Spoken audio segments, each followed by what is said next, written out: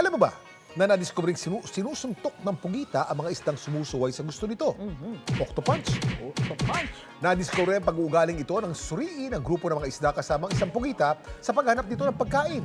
Nang nawala ang isang isda sa linya ng grupo nito, nakatikim na pala kasi ito ng bigwas mula sa pugita.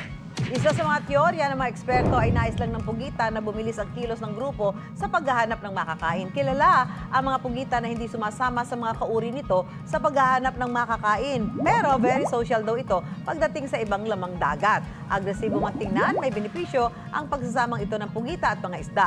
Para sa mga isda, mas maaabot ng galamay ng pugita ang mga lugar na sa dagat na mahirap nang abutin ng isda. Para sa pugita naman, hindi nito kailangan maging tutok sa paglangoy at kailangan lang nitong sundan ng mga isda patungo sa target na pagkain. Dapat, alam mo, napalaisipan pa sa mga eksperto kung may paboritong uri ng isda ang pugita na kasama sa paghanap ng pagkain. Yan ang dapat, alam mo.